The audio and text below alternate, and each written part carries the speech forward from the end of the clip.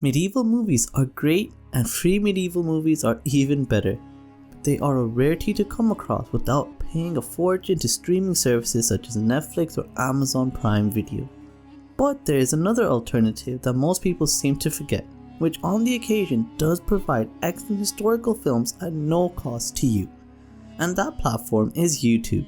And this list will give you my top 10 recommendations of excellent medieval films that I have found available to watch on YouTube for free. But you must be quick, because these movies can potentially get removed for copyright infringements.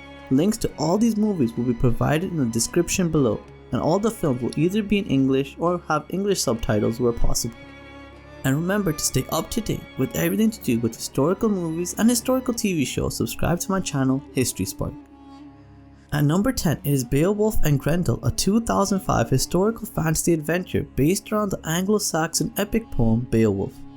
Beowulf and Grendel stars Gerard Butler and Stellan Skarsgård, so the acting here is decent but definitely not the best work of either one of their careers. The storyline is serviceable and depicts the poem well enough, and the costume design and set pieces are great as well. If you can ignore the flaws such as no character development and some pointless subplots, then watching Beowulf and Grendel might be a great way to pass away a few hours on a spare evening, and you can watch it for free using the link in the description below. At number 9 is Genghis Khan The Legend of 10, which is a Mongolian historical drama based around a unit of 10 Mongolian soldiers, also known as an Aravit, who are tasked with going into a forest and bringing a doctor who lives there back to the camp.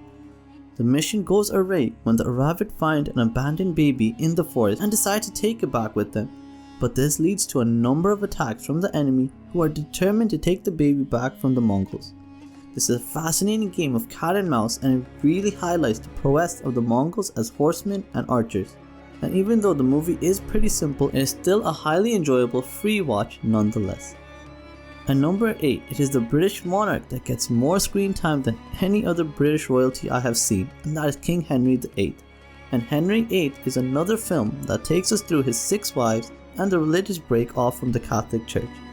This is another Henry VIII film where the emphasis seems to be more on his romantic endeavours and his turbulent marriages rather than on the complex court politics that were going on around him during that time. And this results in many parts of the film, especially the downfall of Anne Boleyn, seeming exceptionally rushed. But other than this minor critique, the acting here is good, the story is interesting, and it features Sean Bean. Will he finally live to the end of a movie? Watch Henry VIII and find out for yourself.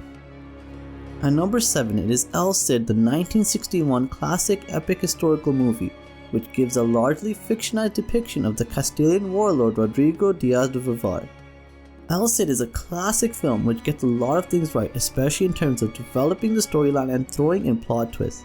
The acting is great and the characters are believable and relatable as well. What is not amazing though is this film's runtime, and with the short attention span of many viewers today, this might seem like a never-ending film, as the action scenes are few and far between and there is quite a limited budget in terms of visual quality. So this is just a purely entertaining historical drama which will be the perfect choice for any dedicated historical lover, but not for casual viewers in my opinion. At number 6, it is Ironclad, a historical film based around the siege of Rochester Castle, in which a small group of rebels and noblemen during the First Barons' War tried to hold Rochester Castle against King John and his forces. This film follows a generic B-grade formula, but what the film does get right is its battle scenes and siege tactics, which show just how difficult it is for a small force to protect a fortress from invaders. The general plot and storyline is interesting enough that the viewer feels compelled to watch the movie to the very end. This is not the best medieval film ever produced, but it is a great recommendation for someone looking for an easy and free watch. At number 5, it is Season of the Witch, set in 14th century Germany, where 2 Teutonic knights are tasked by a cardinal to escort a witch to a remote monastery where the monks will be able to remove her demonic powers. The cardinal believes that the witch is responsible for the Black Death spreading across Europe, and that by performing the holy rituals on the suspected witch they can bring an end to the plague. This is a very unique and thrilling adventure which has its fair share of spooks and got you moments, and the acting is pretty good with Nicolas Cage giving a surprisingly good performance and Ron Perlman being amazing as always. So if you're looking for a historical movie with a large amount of supernatural and horror elements, then Season of the Witch will be a great recommendation for you. At number 4, it is Tristan and Isolde, an epic drama based around the medieval romantic legend of Tristan and Isolde. The primary plot of the movie is based around one of the members of the English royal family falling in love with a princess from the Irish royal family, who is their bitter rival. This is a great film produced by the legendary Ridley Scott, and it stars James Franco, Sophia Myles and Henry Cavill in leading roles, and all three of them are excellent in this film. The storyline does leave a little bit to be desired, but overall, Tristan and Isolde is a fairly decent medieval film that rarely ever gets mentioned or gets the attention that it deserves.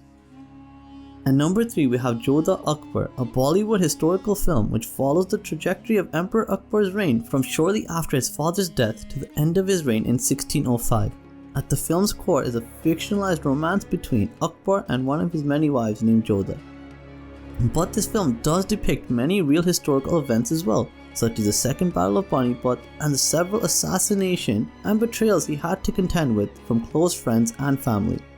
Jodha Akbar is a beautiful and well choreographed film with brilliant acting by the entire cast.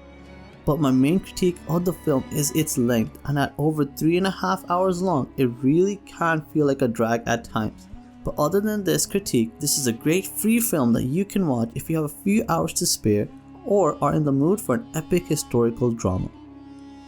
The second spot on this list goes to Mongol, a biographical film which magnificently tells the story of Genghis Khan from his childhood to his rise to becoming the warlord that finally unites all the Mongol factions into one deadly army. This movie does a great job of slowly building the story of Genghis Khan and his family, and spends a surprisingly long amount of time delving into his troubled childhood and the huge number of obstacles and struggles he would have to overcome before even becoming a minor warlord in Mongolia. Mongol has great acting, especially by Todanobu Asano as Temujin, being the standout performance for me. However though, the third act is very rushed and it depicts Temujin's rise to power a bit too quickly for my liking. But other than this critique, Mongol is the first movie you should watch if you want to learn more about Mongol history and their culture. At number 1, it is Braveheart, which follows the life of William Wallace during the events of the First War of Scottish Independence and how William Wallace grew to become a legendary figure during this time. Braveheart has amazing acting, and Mel Gibson does a fantastic job of portraying the primary character. The storyline is also engaging and is interesting and easy to follow from the get-go. Issues with historical accuracy and character development do not prevent Braveheart from being one of the best historical movies ever created, and since the rare opportunity here is provided for you to be able to watch this film for free, there is no way I cannot make it the top spot on this list. So lastly, I just wanted to say thank you so much for watching this video. If you did enjoy it, please do like and share this video with others, and if you haven't done so already, subscribe to my channel HistorySpark, as I post videos about historical movies and historical TV shows each and every week. Thank you so much for watching. Bye.